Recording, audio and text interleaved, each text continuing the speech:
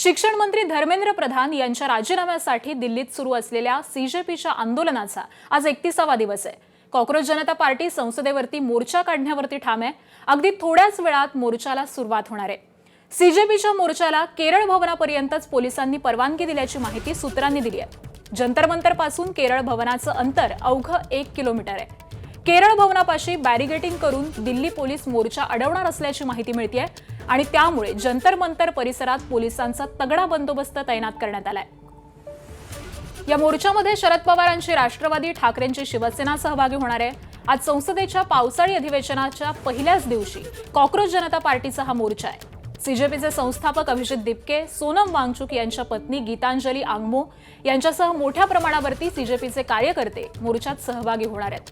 तर मोर्चाच्या पार्श्वभूमीवरती Jantar Mantar, Parliament Street, Central Vista, Shankar Chowk, Connaught Place आणि आसपासच्या संवेदनशील भागांमध्ये सुरक्षा व्यवस्था कडक करण्यात आली आहे।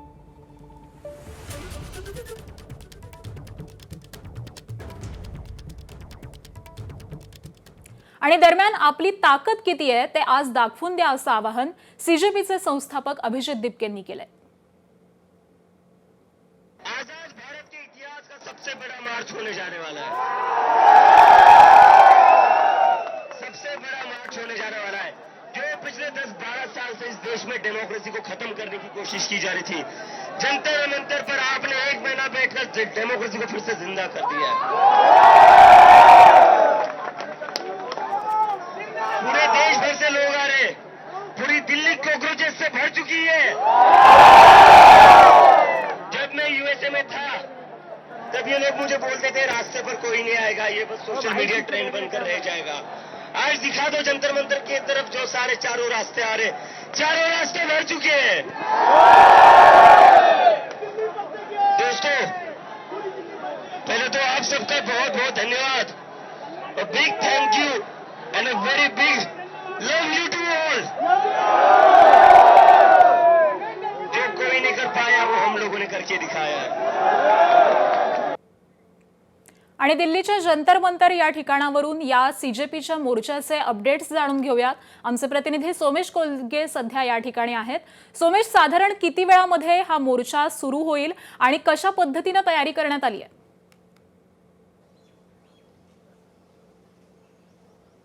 9 वाजता हा मोर्चा सुरू होण्याची वेळ होती। आता आपण उभे आहोत केरळ हाऊसच्या इथे। जर आपण पाहिलं तर हे केरळ हाऊस आहे आणि जिथे पोलिसांनी बॅरिकेटिंग केलेलं आहे। जर आपण पाहिलं तर हे बॅरिकेटिंग पोलिसांनी या ठिकाणी केलंय की जिथपर्यंत या मोर्चाला साधारणपणे येऊ दिलं जाईल, याच्या पुढे येऊ दिलं जाणार नाही। आता अनेक विद्यार्थी, अनेक कॉक्रोच जनता पार्टीचे समर्थक हे सध्या या मोर्चामध्ये सहभागी होण्यासाठी जंतर मंतरच्या दिशेने येत आहेत।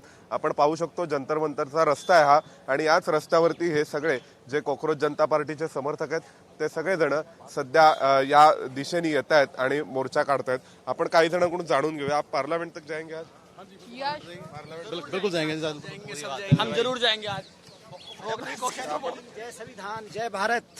तर आपण पाहू शकतो की अनेक कॉक्रोच जनता पार्टीचे समर्थक हे सध्या जंतर मंतरवर येत आहेत आणि जंतर मंतरवरून हे सगळेजण इथे आता जी आपण पाहिली जी जंतर मंतरची प्रोटेस्ट साईट आहे तिथपर्यंत हे सगळे समर्थक चाललेत आणि तिथून हे पुन्हा संसदेच्या दिशेने जाणार असा या सगळ्यांचा निर्धार आहे। परंतु जर आपण पाहिलं तर हे इथे बॅरिकेटिंग करण्यात आलेलं आहे आणि या बॅरिकेटिंगच्या पुढे कोणत्याच आंदोलकाला किंवा या मोर्चामध्ये सहभागी असलेल्याला जाऊ दिलं जाणार नाही अशी सध्या माहिती मिळते। कारण पोलिसांनी या मोर्चाला परवानगी नाकारलेली आहे, कोणत्याही प्रकारची परवानगी दिलेली नाही।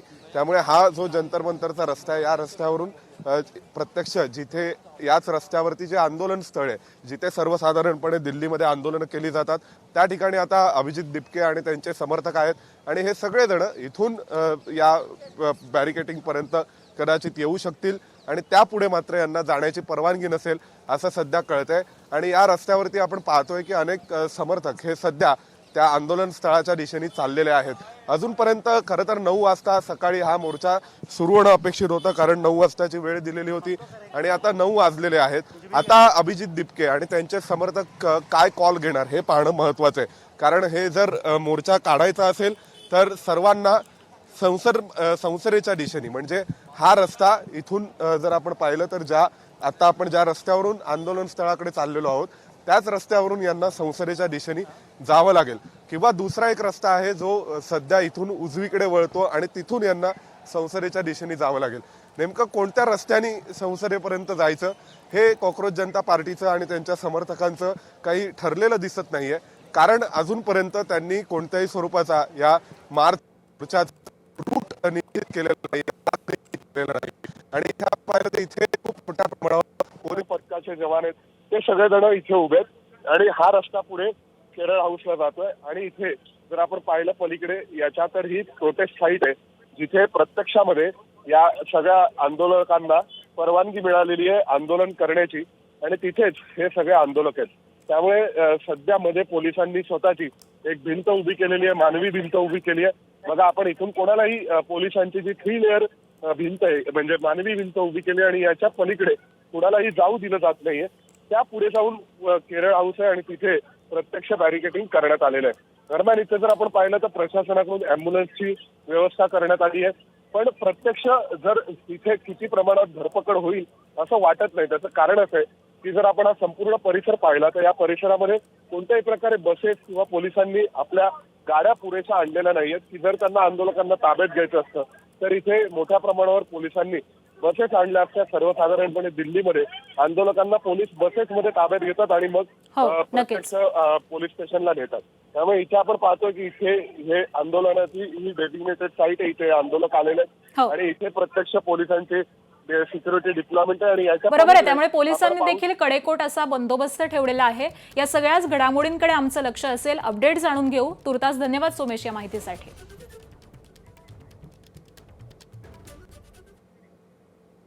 आणि पेपरफुटीची सरकारनं जबाबदारी घेतल्यास आज उपोषण सोडेन असं सामाजिक कार्यकर्ते सोनम वांगचुक यांनी म्हटलंय. त्याबरोबरच सीजेपीचे नेते आणि आम्ही चालत संसद भवनापर्यंत गेल्यानंतर सर्वच पक्षांच्या खासदारांनी हा मुद्दा संसदेमध्ये मांडण्याचा विश्वास आम्हाला द्यावा असंही त्यांनी म्हटलंय. मात्र प्रकृतीमुळे ते शक्य न झाल्यास खासदारांनी रुग्णालयामध्ये येऊन माझी भेट घेत मला हा विश्वास द्यावा असं त्यांनी म्हटलेलं आहे. सफदरजंग रुग्णालयामध्ये त्यांना अवैधरित्या नजर कैदेमध्ये ठेवण्यात आल्याचा आरोप देखील वांगचुक यांनी केलाय.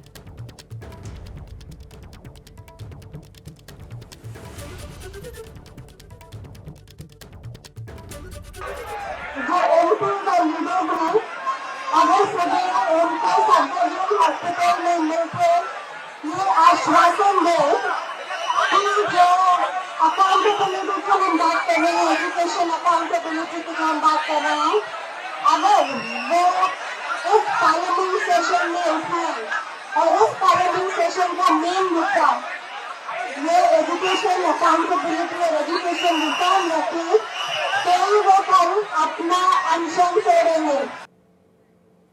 आणि दरम्यान सोनम वांगचुक यांच्या 3 अटी नेमक्या कोणत्या आहेत ते पाहूयात.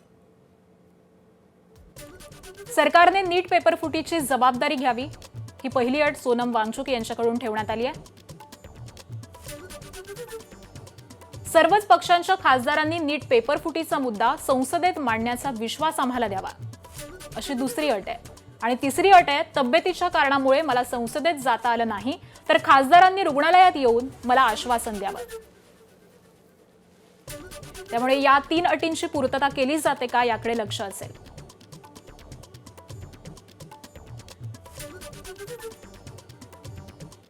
आणि दिल्लीतील सीजेपीच्या आंदोलनाच्या समर्थनार्थ आज राज्यभरामध्ये विद्यार्थी संघटना आणि विरोधी पक्षांकडून आंदोलन केलं जाणार आहे.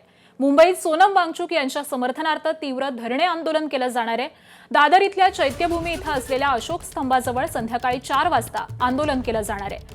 प्रोग्रेसिव्ह स्टुडंट्स युनियन आणि ऑल प्रोग्रेसिव्ह पार्टीज आणि ऑर्गनायझेशन यांनी आंदोलनाची हाक दिली आहे. त्याबरोबरच ठाण्यात सकाळी 11:30 वाजता शरद पवारांच्या राष्ट्रवादीचे आमदार जितेंद्र आव्हाड आणि जिल्हाध्यक्ष मनोज प्रधान यांच्या उपस्थितीमध्ये ठाणे शासकीय विश्रामगृहासमोर आंदोलन केलं जाणार आहे.